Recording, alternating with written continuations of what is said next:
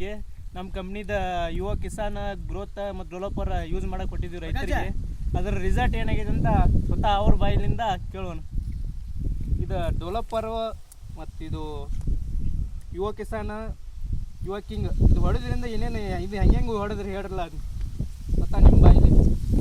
ಇದನ್ನು 100 ಲೀಟ್ರದ ಇದಕ್ಕೆ ನೀರಿಗೆ ಮಿಕ್ಸ್ ಮಾಡಿದ್ವಿ. ಇದನ್ನ 100 ಲೀಟ್ರ್ ನೀರಿಗೆ ಪೂರ ಎಲ್ಲ ಮಿಕ್ಸ್ ಮಾಡಿ 100 ಲೀಟ್ರ್ ಮಾಡ್ಕೊಂಡು ಒಂದು ಟ್ಯಾಂಕಿಗೆ 1 ಲೀಟ್ರ್ ಅಂತ ಹಾಕಿದ್ರಿ. ಅಂದರೆ ಬಡ್ಡಿ ಸ್ಪ್ರೇ ಮಾಡಿರೋ ಮ್ಯಾಸ್ ಇದನ್ನು ಬಡ್ಡಿಗೆ ಸ್ಪ್ರೇ ಮಾಡಿದ್ರಿ. ಅದು ಇದೇನಿಲ್ಲ ಇದನ್ನು ಪೂರ ಎಲ್ಲ 100 ಲೀಟ್ರ್ ನೀರಿಗೆ ಹಾಕೊಂಡು ಸ್ಪ್ರೇ ಮಾಡಿ ಹಾಕೊಂಡು ಬಡ್ಡಿಗೆ ಸ್ಪ್ರೇ ಮಾಡಿದ್ವಿ.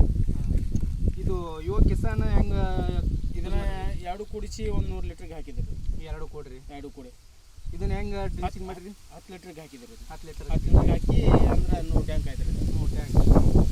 ಅಂದರೆ ಇದು ಕಬ್ಬಿಗೆ ಯಾವ ಥರ ಡ್ರಿಂಚಿಂಗ್ ಮಾಡಿರಿ? ಇದನ್ನು ಮ್ಯಾಲೆ ಸ್ಪ್ರೇ ಮಾಡಿದ್ರಿ. ಇದನ್ನು ಬಡ್ಡಿಗೆ ಹಾಕಿದ್ರಿ. ಸುಳಿಗೆ ಎತ್ತಿ ಎಲ್ಲ ಎಲಿಗೆ ಸ್ಪ್ರೇ ಮಾಡಿ ಎಲ್ಲ ಆಗುವಂಗೆ ಮಾಡಿದ್ರಿ. ಇದನ್ನು ಹೊಡೆದು ಎಷ್ಟು ದಿವಸ ಆಯ್ತು ಈಗ ಒಂದು 12 ದಿವಸ ಆಯ್ತು ರೀ. 12 ದಿವಸ ಆಯ್ತು. ಇದನ್ನು ಹೊಡೆದ್ರಿಂದ ಏನು ಅನ್ಸೈತಿ ನಿಮಗೆ? ಚಲೋ ಅನ್ಸೈತ್ರಿ. ಈಗ ಚೇಂಜ್ ಆಗೈತ್ರಿ. ಈಗೆಲ್ಲ ಎಲ್ಲ ರೈತರಿಗೆ ನಿಮ್ಮ ಕಡೆಯಿಂದ ಏನು ಹೇಳ್ತೀರಿ? ಇದನ್ನು ಚಲೋ ಐತ್ರಿ. ಇದು ಚಲೋ ಮಾಡ್ಬೇಕಂತೇಳಿ ನಾವು ಹೇಳ್ತೀವಿ. ಅದನ್ನು ಇದು ಗೊಬ್ಬರ ಹಾಕೋದಕ್ಕಿಂತ ಇದನ್ನು ಯೂಸ್ ಮಾಡೋದಕ್ಕೆ ಏನು ಫರಕ್ ಅನ್ಸೋದು?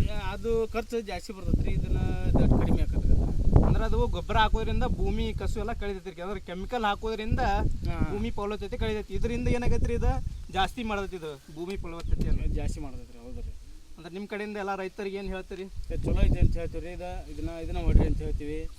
ಆದ್ರೆ ಇದು ಎರೆಹುಳದ್ದು ಉತ್ಪತ್ತಿ ಜಾಸ್ತಿ ಆಗ್ತದೆ ಅಂತ ಹೇಳ್ತೀವಿ.